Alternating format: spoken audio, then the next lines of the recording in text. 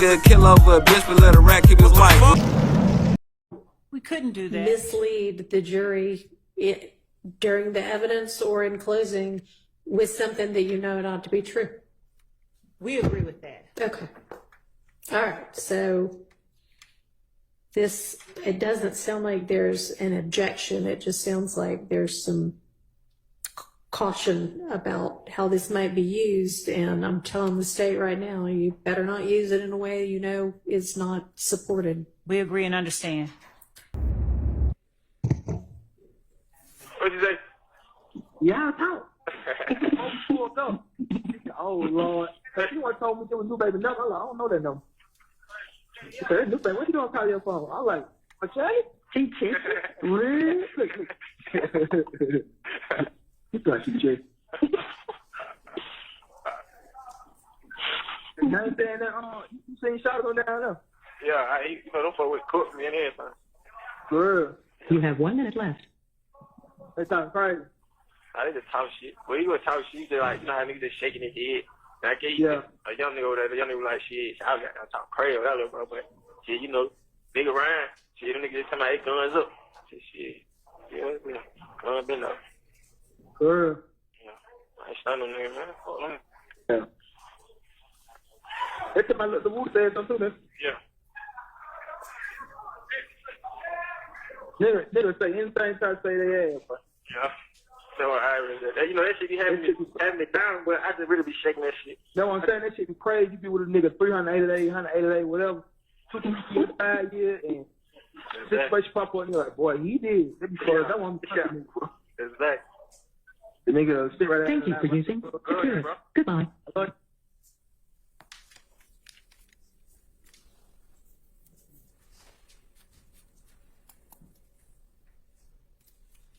That's all for that call.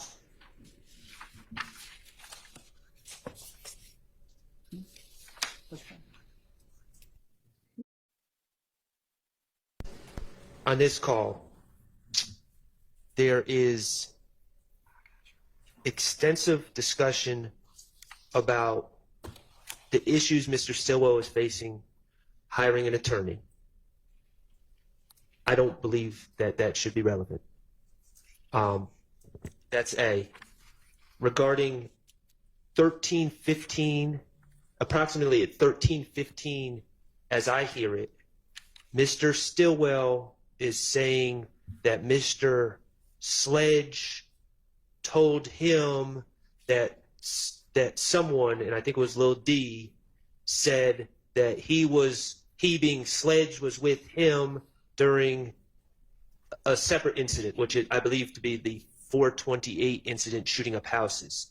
But in that segment that starts at approximately 1315, we have Mr. Stillwell passing on hearsay from Sledge about what Lil D supposedly said about Sledge in I'm not going to say non-related because it is on the indictment, but non-related to, it seems, the Donovan Thomas case situation. So that seems to be hearsay wrapped into a statement by my client. I don't believe that that should be admissible. And that's 1315. I don't have an end time. And then, quite frankly, after 1315, there seems to be a lot of kind of laughing and giggling that don't really have a lot of relevance to anything that I can ascertain. Okay. So we got the discussion of the lawyer, the kind of hearsay from what Lil D said, and then the sort of end of the call. Sorry. Yep. I just was summarizing what Mr. Sharp said. Okay.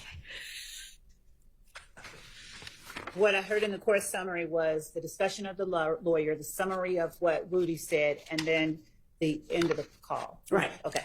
So in terms of the lawyer, as I said earlier, with respect to what the lawyer is saying about sentencing and all that. Yeah, no, I know. We all know that's out before that. But the part about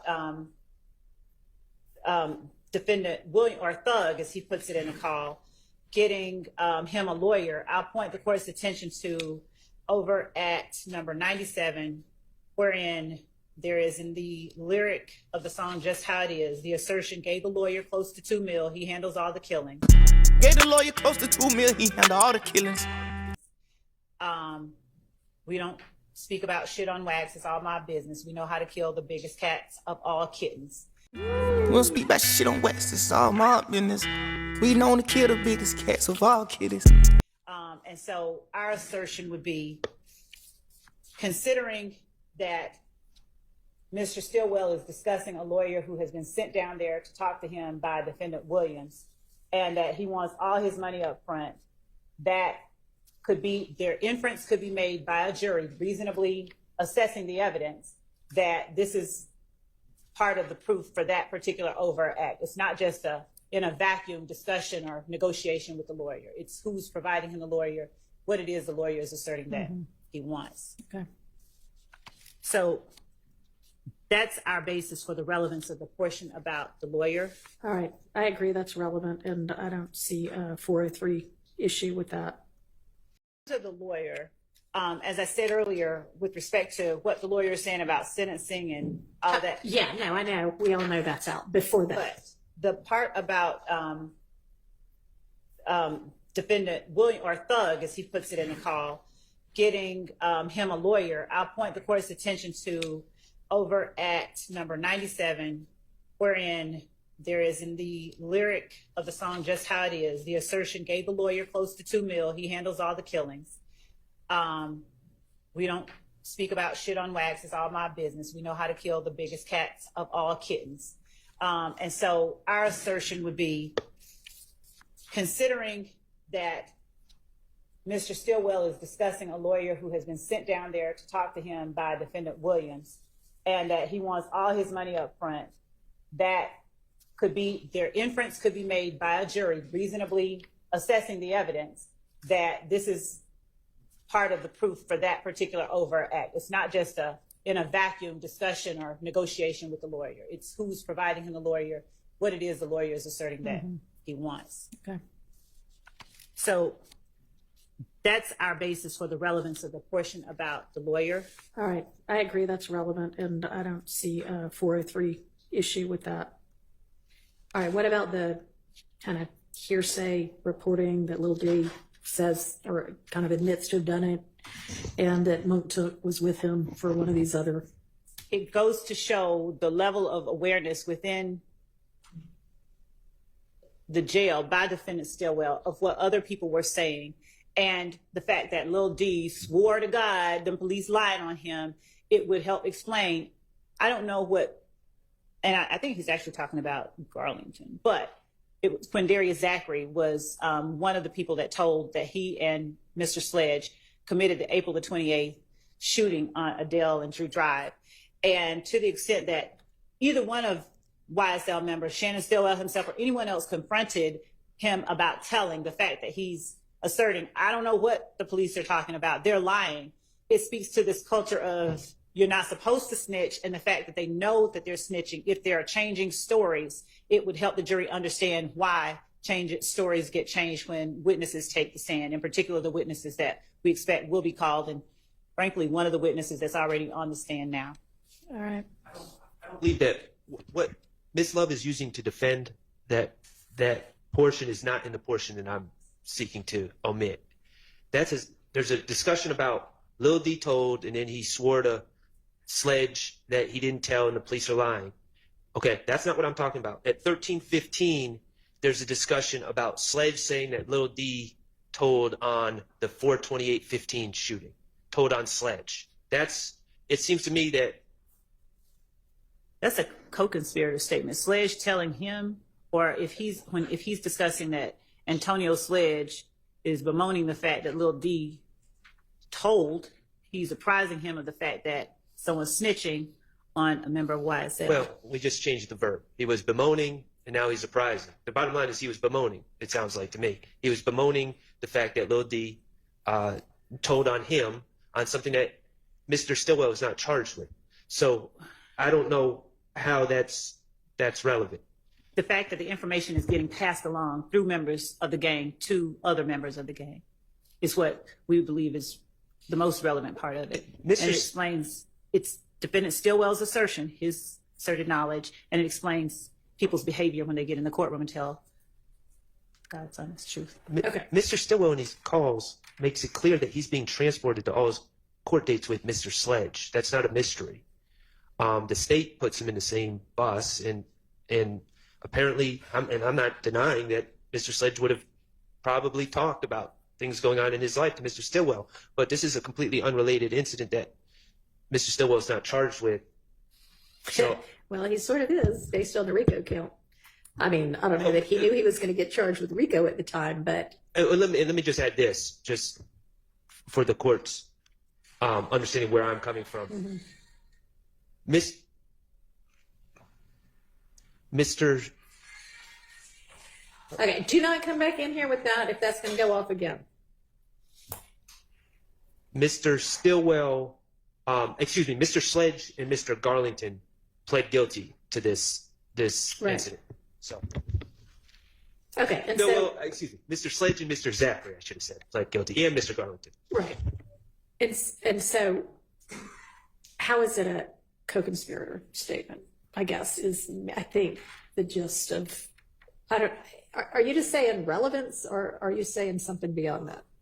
The state is always saying to in furtherance of the conspiracy, and I'm just failing to grasp how Mr. Sledge bemoaning about that someone's telling on him is in furtherance of any conspiracy. Okay, so yeah, that's the issue on the floor. So it's the statement of Shannon Stillwell about what Mr. Sledge has said, and it's showing Mr. Stillwell's awareness of what is happening with other members of YSL and these charges that each of them are facing. Right, and how is Sledge's having told him that in furtherance of the conspiracy? Well, letting one gang member know that another is telling on them is letting that other know and to be aware and wary of, as that other also told on Shannon, let them know and to be aware and wary of that person ratting and telling the truth on the gang itself. It's apprising them of something that may harm them. Okay. All right, I'm going to let it in under the co-conspirator exception. All right, and then there's the part that's sort of the end. Is there anything relevant in that part? Not beyond the part where he's not at the very end. There's a little bit, and when the court says the end, I'd have to go back because I think I played it. Well, I guess everything after that little part is about the, what Sledge says about Lil D saying. After that, is there anything? And there may be. Let's see. Hang on one second. Sure. I'm checking the notes. Judge, this is on the screen. If you have, can you see it? Yes. So that is the posting that is in the other items folder in Right. Mr. Sprinkle's folder, and the purpose of it primarily is to show the phone number that Mr. Cobb uses at that time. Okay. And any objection to that? So, and maybe I need a bit more clarification. I understand it's a posting ostensibly by Mr. I don't know if it's by Mr. Cobb or not, and if they're indicating that he is the one who is posting that phone number, and how if there's information to verify that, separate and apart from this posting.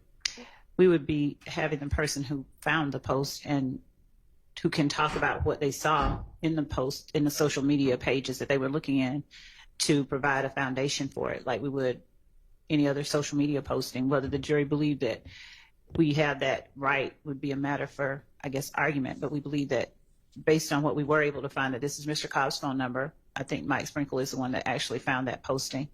And he's free _doo-wop.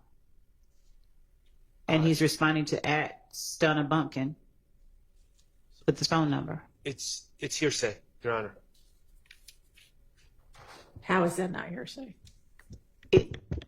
It's Because that is being offered for the truth of that being his phone number. it's how we were able to. Are you offering it to establish that 678 number is the phone number that Justin Cobb /doo-wop was using at the time? Yes, and we would not need to put that particular picture up as long as the witness is testifying how, you know, he The came about witness it. being Mr. Sprinkle? 88 Sprinkle. So he wouldn't just have that showing that it was his phone number. He would have other items of evidence to show that lead us to believe that it's his All phone right, number. what would those other items of evidence be? I believe that we got his records, his phone records. So who the other Well, then calls. That would be the way to show it then, through his phone records. Right. So when he's doing the deep dive into who did what and how we are able to find out who is where, he starts out trying to get phone numbers for people. And this is one of the ways that do we need to know that this is how he got it, or do we just need to know? not necessarily, it's not one that at this time I think we would need to put up. It's just one that we had. Okay, well, I would think that if there's some reason we need to hear from either Mr. Sprinkle or a phone records custodian that this is the number for Justin Cobb. And Ms. Hilton's reminded me, we had a number that was being used by another person who was being called. So these jail calls involved calls made to Javaris Bradford, and there were other numbers in his phone logs and in other co-defendants' phone logs. This was one of them. And again, it's going back to the fact that he, in an effort to find out who this number belonged to, I think that he, in searching social media, came upon this. Well, it might be kind of cool that Mr. Sprinkle is good at finding nuggets in social media, but I don't know that that's relevant to this trial. If this person's phone number is relevant to this trial, then establish that through the certified copy of his phone record showing that this is his number, okay? Yes, Your Honor. All right. You can raise them, although I've got to say, pretty much all of those things we went over this morning are kind of evidence 101 that you'll ought to be able to agree to. Not saying you have to, but any chance y'all might take this next group and see if there are actually some legitimate objections to those? Because we know it's all hearsay, but if we also know it's clearly covered by an exception, maybe we should not make those objections. And Your Honor, the state's more than happy to meet with any defense counsel, or we can talk after court, or they can email me and we can, before tomorrow, at least speak with one another and hopefully come to some agreement. That would be great if y'all could at least try. And certainly there were a couple where, okay, this is not sure. Is this something based on the CAD that an officer's saying, or is this what the caller's saying? Those are legitimate. But a caller calling 20 seconds after a shooting saying, here I am and I just woke up to hear all these shots. That's coming in, because there is a clear hearsay exception to that. So just see what y'all can do on that. And if you feel the need to go ahead and put forth the objection to each of them, then that's fine. We'll go through it. But, I know everybody's talking about how long this case has taken, and we could cut it a little bit shorter if we didn't do things like that.